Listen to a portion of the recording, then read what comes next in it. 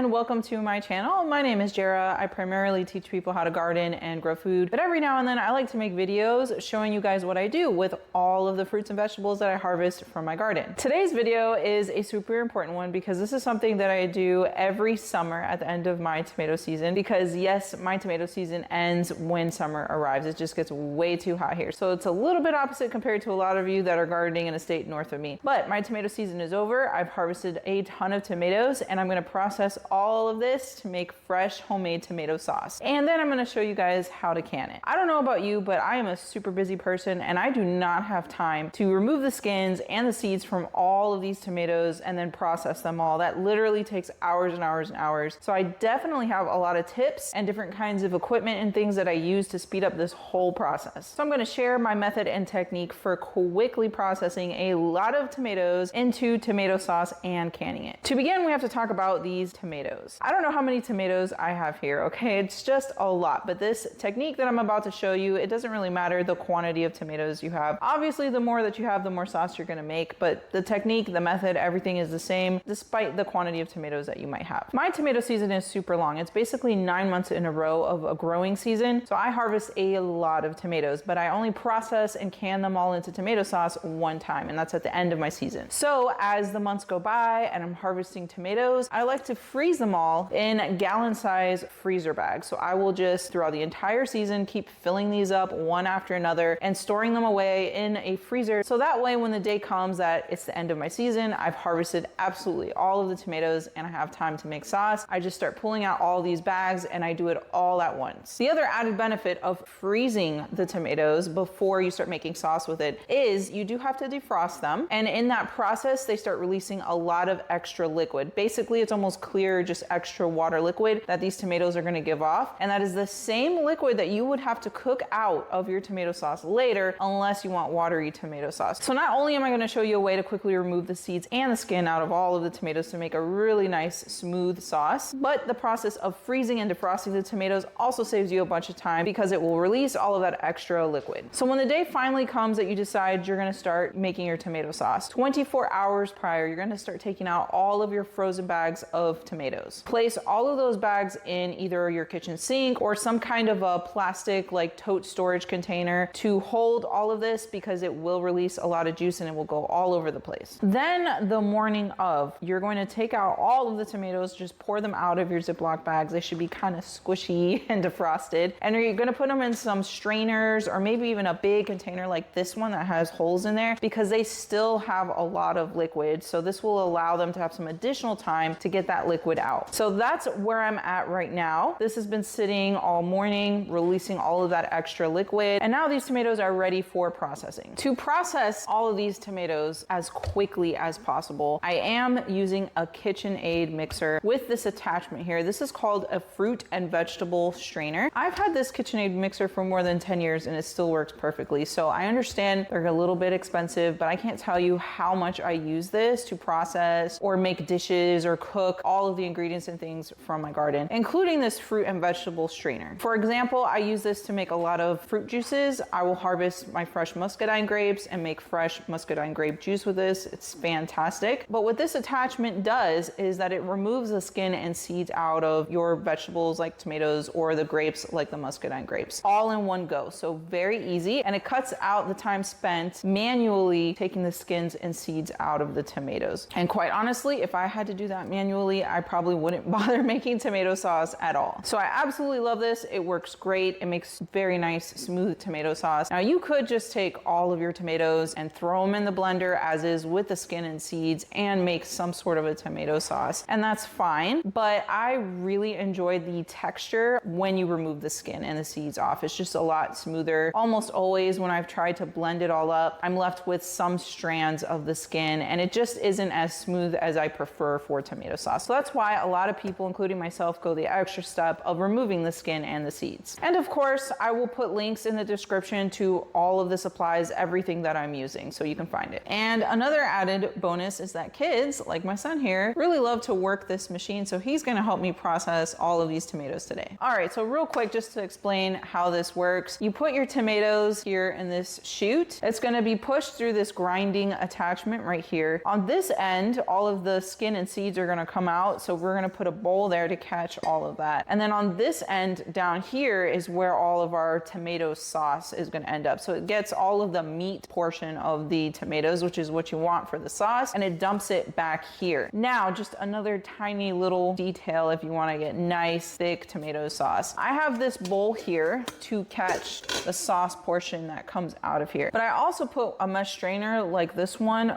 right on top of here. So as the tomato sauce gets dumped in here, oftentimes, no matter how good I am at trying to get as much of that extra water out of these frozen tomatoes, there is still some left. So if you put this mesh strainer first, it's gonna catch a lot of that thicker, meaty tomato sauce and allow some of that extra water, if there is some more, to continue draining out into here. And you'll notice that the liquid in here, it's pretty watery. It still has a lot of like color to it, a reddish tone from the tomatoes and a lot of flavor. So use this liquid in cooking, like making some broth or adding into soups. All right, so we're gonna get started. I'm gonna let Roland do all of the work and push all the tomatoes through. We begin by pushing some of the tomatoes through the chute. Then it gets pushed through the fruit and vegetable strainer. Then on this end, all of that skin and seed comes out. Some people like to collect this and pass it through for a second time. You're gonna get a little bit more tomato sauce out of it if you decide to do that. And then on this end, here is the sauce coming out and it's landing in the strainer, so any extra water can be strained out. Going good. All right, let's put some more.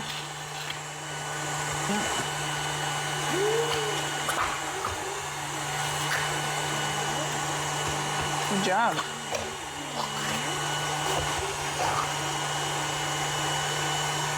All right, so after a little bit, the mesh strainer that's holding all the good stuff, that nice thick tomato sauce, is going to start getting a little bit full. So I'm just going to dump it out into another container. Look at how thick it is. I didn't have to spend any additional time to evaporate out or cook out that extra liquid. It's perfect. And here's all that extra liquid. Like I said, don't dump it out. Add it to your soups, vegetable broth, chili, all of that. It adds a lot of good flavor. All right, so I took a quick break from processing the tomatoes so I can start getting all of my canning supplies going. First, you want to get your canner. I just have a simple canner right here. Fill it up with water, get this nice and boiling. Then I'm going to get the rest of my supplies out so everything is nearby and ready to go. This is a 32-ounce jar and the lids that go with them. To sterilize these jars, you just bring this up to boiling and pop the jars in there for like 5 minutes before you start filling it with the tomato sauce. To sterilize the lids, just take them apart if you have these kind. Put them in another bowl and pour boiling hot water over them. Let it sit for at least 10 minutes and then these are ready to go.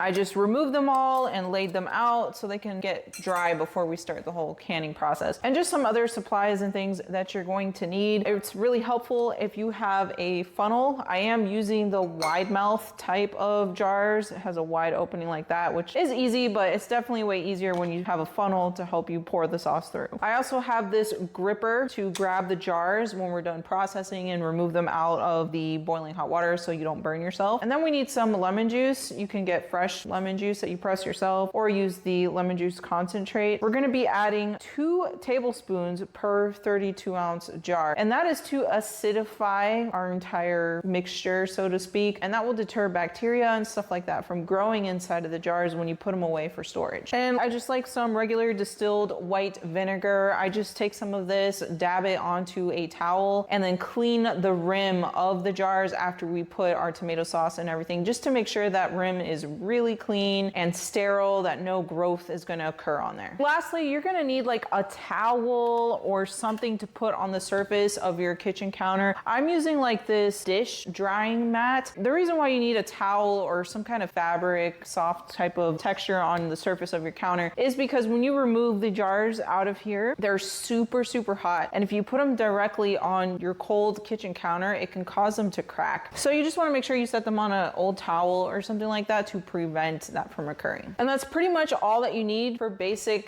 canning equipment and supplies. Again, I will list all of this stuff in the description below. All right, so here's what we're left with, and this took more like 30 minutes for us to process everything. Here's our nice thick sauce. It is ready to be used if you wanted to start cooking with it right away. Here's all that extra water that continued to drain out of our sauce. A Another great idea to use this is for the soup-based flavor if you make hot pot. And here's all the skin and seeds. You could use this in your compost, or what I'm gonna do is put this in my dehydrator to turn it into tomato powder. When you're canning, I really recommend that you get a jar lifter, because if you use tongs or something like that, sometimes the water will spill out and drip back down your arm. It's happened to me before and you get burned. So make sure you have all of the supplies necessary that are made specifically for canning. But these jars are done. They've been boiling. They are now sterilized. We're gonna remove them and put them on that soft surface so they don't crack. And then we can start filling them. Once the jars have cooled down a little bit, we're gonna put our 2 tablespoons of lemon juice per jar. If your jars are smaller than this, you're gonna use a little bit less lemon juice. So I will put that in the directions for all of this that will be located on my website. And then we're gonna start ladling in the sauce. You need to leave a little bit of headspace. This is probably about 1 inch worth of the headspace here. Leave it empty. Once all the jars are filled, dip a paper towel or a kitchen towel into that white vinegar and then wipe the rims off. That way we know the seal is nice and clean and we don't get any bacteria growth. All right, so now we're ready to process this. We're gonna drop this into our canner and let it boil for 40 minutes with the lid on it. Once they're all in, make sure there's at least like 1 inch of water above the top of these jars. Make sure they're just completely submerged. Then put the lid on it and let it boil for 40 minutes. All right, it's been 40 minutes. I turned the heat off, and then we're gonna scoot this off the heating element just to help it start the process of cooling down a little bit, and also take off the lid. Let this sit like this for at least 5, maybe 10 minutes, just to kind of cool down a little bit before we start removing the jars. Then take them out of the pot very carefully. Then we're gonna let them cool down for 24 hours. You might hear some popping noises because as they cool down, it creates kind of like a suction that will pull this lid down and create an indent. That's how you know that these are properly sealed. All right, so that's the entire process of how to can and process your own tomato sauce from scratch. I hope my tips and the certain equipment and supplies that I use really help you speed up the entire process, so that way it just makes it easier for you to can a whole bunch of your tomatoes. I will put general directions or instructions in the description of this video, but if you want something that you can like copy, save, print, I will put a copy of all the directions for this process on the blog section of my website under the recipes, which I will also link that below. If you enjoyed this video, a big thumbs up would help me out more than you know, and make sure you subscribe to my channel so you're notified of when I post something new, whether it be some of my recipe videos or my gardening tutorials. Thanks for watching, and I'll see you in the next video.